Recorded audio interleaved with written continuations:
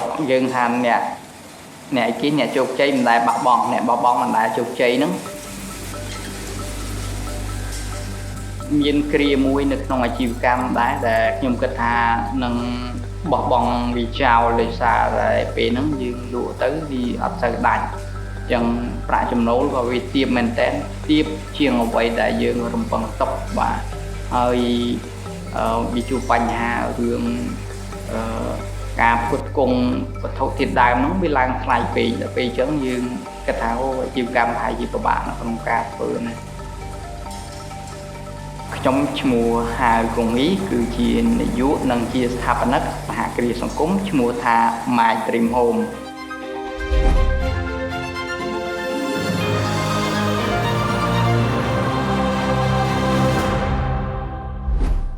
mai dream home dưỡng bàn choរួមចំណាយ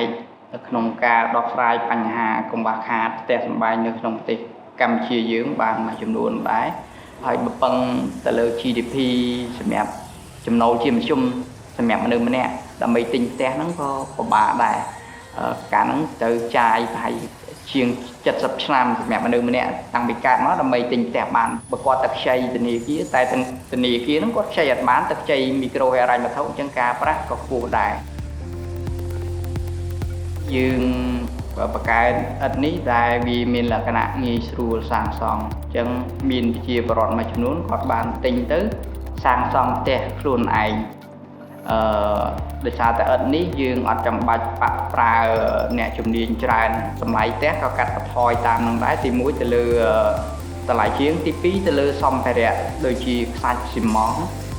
កាត់បន្ថយឧទាហរណ៍ថាគេប្រើសាងសង់ជាង20ការ៉េឥតក្រហមអស់ស៊ីម៉ង់7បាវយើងអស់តែ1បាវគេទាំងបោកទាំងរៀបទាំងសៃ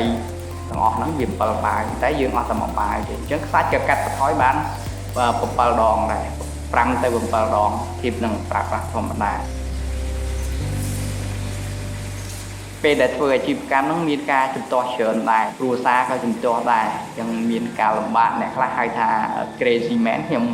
នៅតែមានកំណត់ឈួតហើយដោយសារតែខ្ញុំធ្លាប់ធ្វើការនៅអង្គការបានប្រាក់ខែរៀងគួរសមដែរហើយហេតុអីបានយើងត្រូវធ្វើការងារថ្មីមួយដែលនិយាយពីរឿង social business អាជីវកម្មសង្គមដែលគ្មាននរណាគេស្គាល់ហើយប្រហែលជាពិបាកនៅក្នុងការរស់ណាមួយវាតកតងអាជីវកម្មរបស់ខ្ញុំអត់មានគេហៅថាប្រវត្តិការសិក្សាណាតកតងទៅនឹងរឿងការធ្វើអាជីវកម្មហ្នឹងទេម្ដាយជាមេផ្ទះហើយឪពុកគឺជាអាជីវករគាត់លក់តកបាទហើយតកតងនឹងអាជីវភាពការពីនៅកុមារ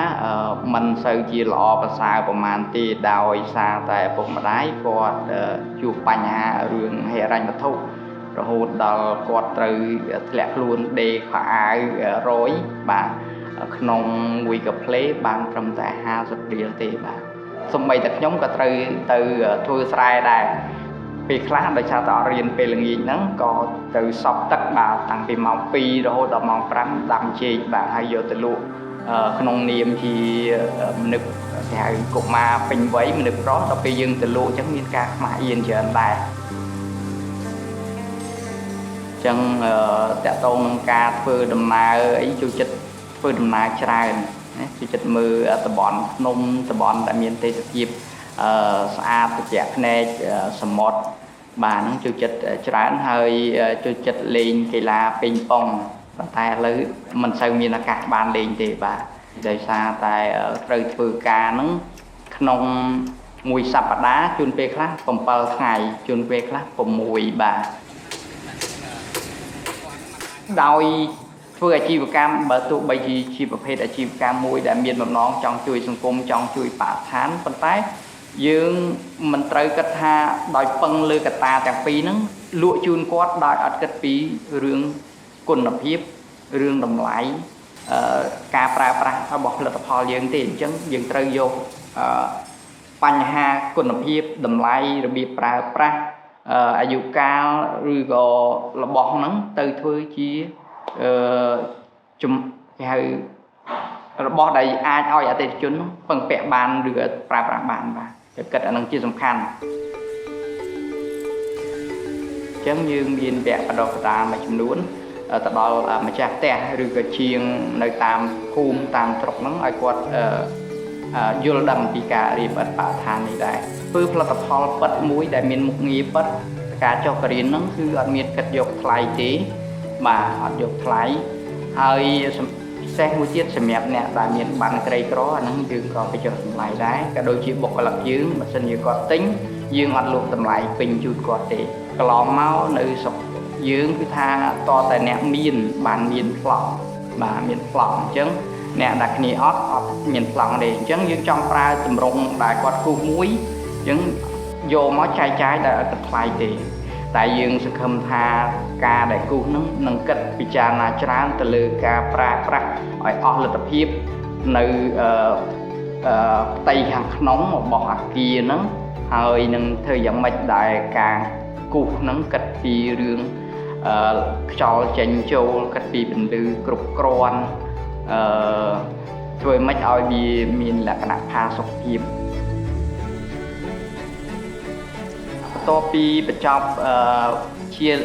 វិទ្យាល័យនៅក្នុងឆ្នាំ2002ខ្ញុំបានបន្តការសិក្សានៅមហាវិទ្យាល័យផ្នែកសង្គមវិទ្យានៅជាមួយបងក្នុងបន្ទប់មួយតូចចង្អៀតគ្នាច្រើនអ្នកបាទគ្នាច្រើនអ្នកអញ្ចឹងការដេកហ្នឹងគឺធ្វើម៉េចឲ្យបានតែមួយខ្លួនទេបាទមានប៉ៅអ៊ីបានតែមួយខ្លួនទេរឹងខ្លួនណាស់ពេលញាក់ទៅរៀនទៅអីហ្នឹងគឺតឹងអស់ហើយសរសៃដៃសរសៃជើងបាទពិបាក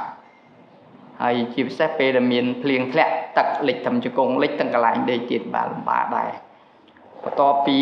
រៀនចប់នៅវិទ្យាល័យអញ្ចឹងខ្ញុំបានទទួលការងារជាបន្តបន្ទាប់ហើយក៏បានសិក្សារហូតទៅធ្វើការនៅប្រទេសថៃមួយរយៈដែរហើយនៅគ្រាមួយគ្រួសាររបស់ខ្ញុំបានជាប់អាហារូបករណ៍ខណៈដែលខ្ញុំធ្វើការនៅប្រទេសថៃអញ្ចឹងខ្ញុំក៏សម្រេចចិត្តបោះបង់ការងារហ្នឹងទៅជាមួយនឹងគ្រួសាររបស់ខ្ញុំ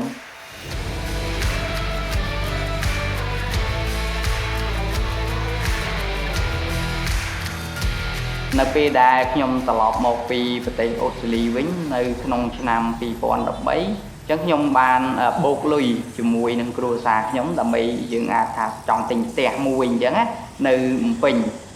ហើយយើងគិតថាយើងមានឱកាសការអប់រំហាក់ដូចជារៀងគ្រាន់បើដែរការងារដែលធ្លាប់ធ្វើក៏រៀងគ្រាន់បើប៉ុន្តែมันអាចទិញផ្ទះនៅទីក្រុងភ្នំពេញបានខ្ញុំគិតថាជារឿងធម្មតាដែរធម្មតានៅពេលដែលយើងធ្វើអាជីវកម្មមួយថ្មីដែលថ្លៃហ្នឹងគេថាយើងឈួតហើយដោយសារតែយើងមិនទាន់ជោគជ័យវាមិនមានករណីអីច្រើនទេដែលយើងបានដឹងថានៅក្នុងអាជីវកម្មដែលកើតឡើង100មាន95បានទៅវិញហើយដូចករណីខ្ញុំអ្វីត្បិតតែខ្ញុំចាប់ផ្ដើមដោយអត់មានចំណេះដឹងខាងផ្នែកការសិក្សាខាងរៀនសូត្រប៉ុន្តែការសិក្សាស្រាវជ្រាវរបស់ខ្ញុំគឺបានច្រើនមែនទែនតាក់ទងទៅនឹងអាជីវកម្មដោយសារតែជាពលរដ្ឋដែលវ័យក្មេងៗហ្នឹងច្រើនមែនទែនបាទ 70% នៃ15លាននាក់បាទច្រើនណាស់បាទជាង10លាននាក់មកហើយអញ្ចឹងអាជីវកម្មទាំងឡាយណាដែលគិតពីទំនោរតាក់ទងឧទាហរណ៍ថាការរៀបការឬក៏ធ្វើព្រឹត្តិការណ៍ណាមួយសម្រាប់ចលនាប្រជាជនដែលនឹងកើតឡើងហ្នឹងអាហ្នឹងក៏ជារឿងមួយដែលឆ្លើយតបទៅនឹងតម្រូវការហ្នឹងហើយខ្ញុំនៅប្រទេសអូស្ត្រាលីហ្នឹងបានឃើញគេរៀបឥដ្ឋពី Lego ទម្រង់ Lego ហ្នឹងគឺទម្រង់មួយដែលងាយស្រួលរៀបសូម្បីតែក្មេងក៏គេរៀបផ្ទះបានដែរបាទអញ្ចឹងជាចំណុចមួយខ្ញុំថាប្រហែលជារឿងល្អមែនទែននៅស្រុកខ្មែរបើសិនជាយើងអាចធ្វើជារបស់សំណង់ឬអីមួយដែលមានលក្ខណៈស្មើត្រង់ល្អហើយយើងអាចរៀបបានអញ្ចឹងបើសិនជាយើងប្រើប្រព័ន្ធមួយដែលងាយស្រួលដែលធ្វើទៅរហ័សប្រហែលជាយើងអាចកាត់បន្ថយរឿងចំណាយបានច្រើនបាទហើយកំណត់នេះតាមពិតវាមិនមែនជារឿងថ្មីទេសម្រាប់ស្រុកខ្មែរយើងតាក់ទងអង្គរវត្តយើងក៏មានគេហៅប្រព័ន្ធលោកនេះឈ្មោះជាយូរមកហើយនៅពេលដែលយើងសិក្សាស្រាវជ្រាវបន្តទៅយើងឃើញថាអូបើយើងធ្វើប្រព័ន្ធនឹងបានប្រហែលជាអាចចូលរួមដោះស្រាយនៅផ្នែកណាមួយជាពិសេសសម្ភារៈសំណង់នៅក្នុងប្រទេសកម្ពុជាហើយ សុខចិត្តចំណាយពេលច្រើនទៅចូលរួមវគ្គពួតប្រជែងដូចជានៅក្នុង Small World អញ្ចឹងចូលរួមហើយពួតបានលេខ1បាទពួតបានលេខ1ហើយបន្ទាប់ពីហ្នឹងយកលុយហ្នឹងដើម្បីទៅរៀនអត់មានយកលុយហ្នឹងទៅនេះទេទៅរៀនបន្ថែមតាក់ទងនឹងការបង្កើតអាជីវកម្មគ្រប់គ្រងហ្នឹងទៅនៅអាល្លឺម៉ង់នៅក្នុងអំឡុងពេលហ្នឹងខ្ញុំក៏បានវិនិយោគមួយចំនួនដែរអ្វីត្បិតតែវាមិនច្រើនដល់រាប់ម៉ឺនប៉ុន្តែក៏យើងបានបង្កើតទៅជាម៉ាស៊ីនដើម្បីធ្វើជាឧបករណ៍តេស្តថាតើឥដ្ឋរបស់យើងវាចេញរូបរាងបែបណាដំណើរការទៅបានល្អយ៉ាងម៉េចបាទ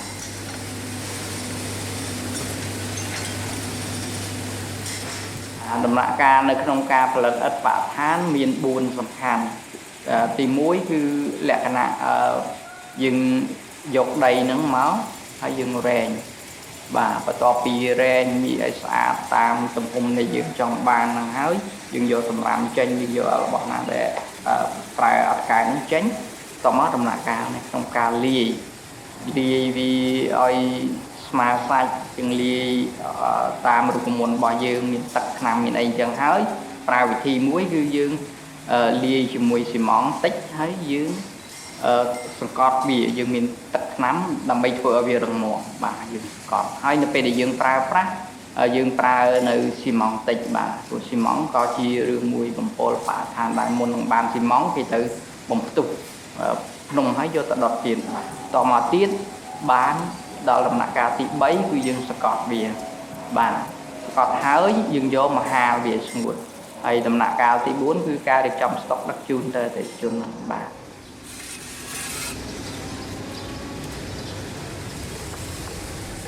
នៅក្នុងដំណើរការអាជីវកម្មនេះគឺយើងក៏ធ្លាប់មានបញ្ហាតិចតួចដែរតកតងទៅនឹងការផ្គត់ផ្គង់នឹងឧទាហរណ៍ថាយើងផ្គត់ផ្គង់ឲ្យគាត់អត់បានទាន់ពេលវេលាការដឹកជញ្ជូនទៅឥតមានការបែកបាក់មួយចំនួនដោយសារតែផ្លូវឆ្ងាយបាទផ្លូវនឹងវាលំបាកពេកឧបមាឡើងភ្នំឬក៏ផ្លូវមានកន្លុកធំឬក៏ផ្លូវនឹងឡានជាប់ផុងវាមានការពាន់ច្រឡំឬក៏ error មួយចំនួនចឹងធ្វើឲ្យអតិថិជនគាត់អត់សប្បាយចិត្តប៉ុន្តែយើងបានដោះស្រាយបញ្ហាទាំងហ្នឹងឧទាហរណ៍ក្នុងករណីបែកបាក់ឬអីហ្នឹងយើងបានបន្ថែមជូនគាត់វិញហើយនឹងធ្វើយ៉ាងម៉េចឧទាហរណ៍ការបញ្ចុះតម្លៃឬអីខ្លះដើម្បីជាការតបស្នងប៉ុន្តែយើងព្យាយាមកាត់បន្ថយនៅបញ្ហាដែលបានកើតឡើងបាទកើតឡើងបញ្ហាគឺត្រូវដោះស្រាយឲ្យបានឧទាហរណ៍ថាម៉ាស៊ីនគ្រូថ្ងៃហ្នឹងអត់ចាំថ្ងៃស្អែកចាំមកធ្វើទេគឺយើងដោះថ្ងៃហ្នឹងមិនថាដល់ម៉ោង9យប់ឬ10យប់អាជីវកម្មមួយដែលដំណើរការហ្នឹងគឺមិនដែលមាននរណាគេតែអត់ជួបបញ្ហាទេតែគាត់នៅថាវាខ្លាំងប៉ុណ្ណាហើយយើងអាចដោះស្រាយនៅក្នុងធីមបានដោយកម្រិតប៉ុណ្ណាខ្ញុំលើកទឹកចិត្តឲ្យបងប្អូនបើកអាជីវកម្មប៉ុន្តែការបើកអាជីវកម្មអីក៏ដោយត្រូវមានការសិក្សាស្រាវជ្រាវឲ្យបានច្បាស់លាស់សាមញ្ញឧទាហរណ៍ថាបើត្រូវធ្វើហាងបាយមួយចុះបាយហ្នឹងមិនបាច់ចាំទៅលក់ភ្លាមទេយកបាយហ្នឹងទៅឲ្យបងប្អូនឬក៏មិត្តភ័ក្តិហើយធ្វើវាឲ្យឆ្ងាញ់ណាសួរយោបល់គាត់ថាឆ្ងាញ់ហើយនៅអាចលក់បានហើយនៅតម្លៃឧបមាថាមួយចាន 3000 ឬក៏ 10000 ហ្នឹងមានគេទិញអត់សាកសួរព័ត៌មានប្រមូលហ្នឹងឲ្យអស់ទើបយើងអាចធ្វើទៅបានចុះបើខ្ញុំដាក់ទីតាំងនៅកន្លែងនេះវាយ៉ាងម៉េចបើសិនជាផលិតផលមួយដែលគ្មានតម្រូវការពិតប្រាកដទេកុំព្យាយាមបង្កើតវាបាទពីព្រោះ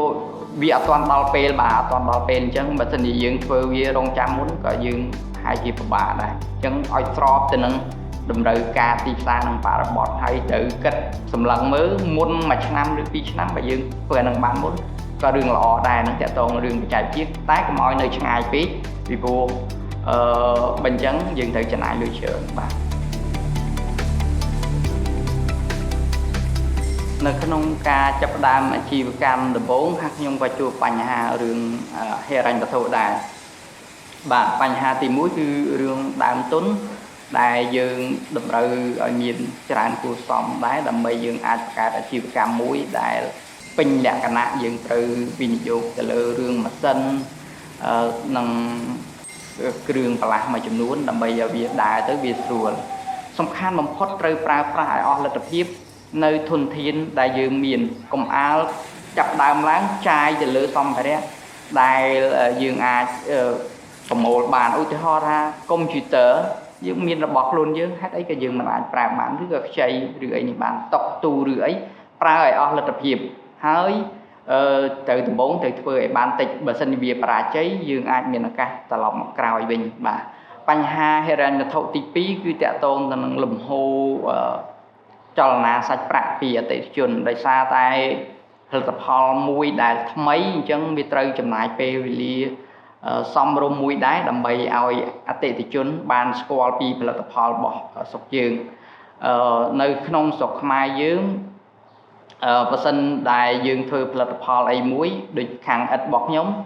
បើសិនជាយើងភ្លាមគោលដៅរបស់យើងចង់លក់ឲ្យអ្នកដែលមានជីវភាពទាបនិងមធ្យមបើយើងលក់ទៅឲ្យជូនគាត់ភ្លាមវាជារឿងមួយលំបាកអញ្ចឹងយើងត្រូវរកវិធីយ៉ាងម៉េចដើម្បីប្រមូលបានគឺខាងខ្ញុំលក់ជូនអ្នកដែលមានជីវភាពរៀង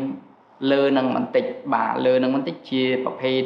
ឧទាហរណ៍ថាអ្នកមានហើយការ design ការរចនាហ្នឹងយើងអត់ភ្លាមឡើងទៅធ្វើផ្ទះទេយើងធ្វើទៅជាការ design មួយដែលទំនើបដែលល្អមើលទៅតាក់ភ្នែកអញ្ចឹងឧទាហរណ៍យើងបានលក់អត់ហ្នឹងជូនទៅខាង Brown គាត់រៀបជាហាងកាហ្វេបាទហើយនឹងមានអ្នកខ្លះទៅធ្វើទៅជាផ្ទះវិឡាអីតូចល្មមអញ្ចឹងទៅនៅពេលដែលយើងលក់ជូនដល់អតិថិជនដែលមានចំណូលទាបនិងមធ្យមគាត់មានអារម្មណ៍សប្បាយគាត់មានអារម្មណ៍មានមោទនភាពថាឥតហ្នឹងមិនមែនសម្រាប់តែលក់ជូនគាត់ទេអ្វីត្បិតតែជាបំណងយើងចង់លក់ជូនគាត់ប៉ុន្តែការដែលយើងបង្ហាញរបស់ដែលល្អណាអញ្ចឹងគាត់ក៏មានមោទនភាពដែរថាអ្នកមានប្រើតាអញ្ចឹងគាត់ប្រើក៏ជារឿងមួយល្អណាខ្ញុំគិតថាស្រុកយើងគួរតែបើកនៅចក្ខុវិស័យឲ្យបានច្រើនពីព្រោះថាឥឡូវគេគិតពីរឿងឡើងទៅឋានប្រច័ណ្ឌគេរុករកលើលំហអាកាសគេគិតពីរឿង big data គេគិតពីរឿងថ្មីប្លែកៗអញ្ចឹងការដែលមានគំនិតធ្វើអ្វីមួយដែលយើងអត់ទាន់បានឃើញយើងកុំគិតថាគេខុសប្រហែលជាគេនឹងមានការយល់ដឹងផ្សេងឬក៏អាចថាជាគំនិតមួយល្អទៅអនាគតក៏ថាបានដែរបាទការពិតទៅខ្ញុំជាមនុស្សដែលសាមញ្ញបំផុតខ្ញុំជាកម្មករផងជាតកែផងជាអ្នកលក់ដូរផងជាពេលខ្លះក៏ជាអ្នកបរិញ្ញាផងដែរបាទអញ្ចឹងងាយទៅតាមកលៈទេសៈអាជីវកម្មនេះកាលពីយើងដំណើរការដំបូងយើងមានម៉ាស៊ីនតែមួយទេឥឡូវយើងមានដល់ទៅ7បាទនៅសៀមរាបមួយសៀមរាបទៀតបាទយើងមានទីតាំង2បាទអញ្ចឹងនៅភ្នំពេញនិងនៅសៀមរាបអញ្ចឹងតាក់ទងនឹងការផលិតក៏យើងបានច្រើនដែរក្នុងមួយថ្ងៃដើម្បីផ្គត់ផ្គង់ជូនដល់អតិថិជនបាទទៅតាមតម្រូវការបើទោះបីជាពេលខ្លះយើងក៏មិនអាចទាន់ឆ្លើយតបបានទៅនឹងកំណើននៃតម្រូវការបាទរបស់អតិថិជនប៉ុន្តែយើងព្យាយាមនឹងបង្កើននៅសមត្ថភាពដើម្បីធ្វើយ៉ាងណាឲ្យយើងអាចផ្គត់ផ្គង់បានមួយថ្ងៃ2-3ផ្ទះសម្រាប់អតិថិជនគាត់ធ្វើផ្ទះដែលមានឧទាហរណ៍ថា100ការ៉េ200ការ៉េហ្នឹងយើងដឹកម្ដង2ដងទៅអស់បាទហើយការដែលយើងរឹងមាំនេះគឺច្បាស់ណាស់គឺយើងផលិតផលមួយដែលមានតម្រូវការពិតប្រាកដហើយតម្រូវការពិតប្រាកដហ្នឹងគឺថាជាពលរដ្ឋដែលមានវ័យក្រោម35ឆ្នាំគាត់មានតម្រូវការផ្ទះពិតប្រាកដមែនហើយបើសិនជាសម្រាប់អ្នកដែលចង់គិតពីរឿងទីផ្សារធំឬអីសូមកុំគិតពីទីផ្សារដែលជាប្រភេទpremium ពេកអ្នកដែលចំណូលខ្ពស់ពេកគិតពីរឿងមធ្យមនិងទាបហ្នឹងទៅឱកាសទីផ្សារធំមែនតើសមត្ថភាពរបស់យើងក៏នឹងបង្កើនដើម្បីឲ្យធ្វើយ៉ាងណា ក្រៅពីផលិតឥដ្ឋយើងក៏បានគិតទៅលើការបង្កើតសម្ភារៈផ្សេងមួយចំនួនទៀតដើម្បីឧទាហរណ៍ដូចជាដំបូលឬក៏ឥដ្ឋខ្យល់ឥដ្ឋកាឡាអីហ្នឹងដើម្បីឲ្យផ្ទះហ្នឹងវាបានមានតម្លៃសមរម្យបាទធូរថ្លៃអញ្ចឹងគឺការរកលុយគឺធ្វើឲ្យយើងមានសុភមង្គលប៉ុន្តែការជួយអ្នកដទៃឲ្យរកលុយបានឬសមចៃគឺមហាសុភមង្គលទី2យើងបានបង្កើតអាជីវកម្មនេះឡើងយើងបង្កើតការងារណាយើងអត់ទៅរកការងារនេះទេអញ្ចឹងយើងអត់បានទៅដណ្ដើមការងារតែយើងបន្ថែមការងារដល់សង្គមបាទយើងបានគិតពីរឿងបរិស្ថានយើងគិតពីរឿងធ្វើយ៉ាងម៉េចឲ្យការប្រើប្រាស់ធនធាននៅក្នុងស្រុកខ្មែរហ្នឹងមានប្រសិទ្ធភាពជាងមុនឧទាហរណ៍ការប្រើប្រាស់ខ្សាច់ឬក៏ស៊ីម៉ង់យើងសំចៃណាបាទហើយយើងក៏ឲ្យម្ចាស់ផ្ទះហ្នឹងសំដូចគ្នាដែរតាសំខាន់នៅក្នុងការធ្វើឲ្យអាជីវកម្មមួយជោគជ័យនៅកន្លែង My Dream Home នេះគឺយើងមានក្រុមការងារដែលជាមអស់លទ្ធភាពបាទអស់លទ្ធភាពនិងសមត្ថភាពហើយនឹងមានចំណេះដឹងដែរគឺមិនមែនជំនាញតែមួយទេឧទាហរណ៍ថាគាត់ចេះគ្រឿងម៉ាស៊ីននៅក្នុងគ្រឿងម៉ាស៊ីនហ្នឹងគាត់មើលឡានមើលអីផ្សេងទៀតហើយនឹងចេះបត់បែននៅក្នុងការប្រើបច្ចេកវិទ្យាដើម្បីសម្រួលនៅក្នុងការធ្វើផលិតកម្មហ្នឹងឲ្យដំណើរការទាំងស្តុកផងដែរអញ្ចឹងជាឱកាសសម្រាប់យុវជនបាននៅតាមផ្នែកផ្សេងដែលគាត់ចង់ធ្វើអាជីវកម្មហ្នឹងឲ្យជោគជ័យឬអីឥឡូវមាន mentoring មាន co-working space មានអីច្រើនដែលអាចឲ្យគាត់ទៅរៀនផ្ដោះប្ដូរបទពិសោធន៍ជាមួយនឹងអ្នកចំណេះជំនាញហើយអ្នកដែលមានទស្សនៈវែងឆ្ងាយនៅក្នុងការគិតសូមថ្លែងអំណរគុណដល់អតិថិជនដែលបានគាំទ្រនៅឥដ្ឋបរិស្ថាននេះមិនថានៅទីក្រុងភ្នំពេញនៅតាមខេត្តទេហើយនឹងការទុកចិត្តដល់អាជីវកម្ម My Dream Home ហើយជាឱកាសនេះក៏ថ្លែងអំណរគុណនៅអង្គរ Film បានចុះមកហើយក៏មានសារព័ត៌មានមួយចំនួនទៀតបានជួយផ្សព្វផ្សាយដែរបាទអរគុណពុតដល់ team ដែរដែលគេដល់ដំណាក់កាល70ឬក៏អីយើងនៅតែមានស្មារតីមួយនៅក្នុងការក្រោកចូលទាំងអស់គ្នាយើងគិតថាយើងនៅរងចាំយើងអត់បោះទាំងអស់គ្នា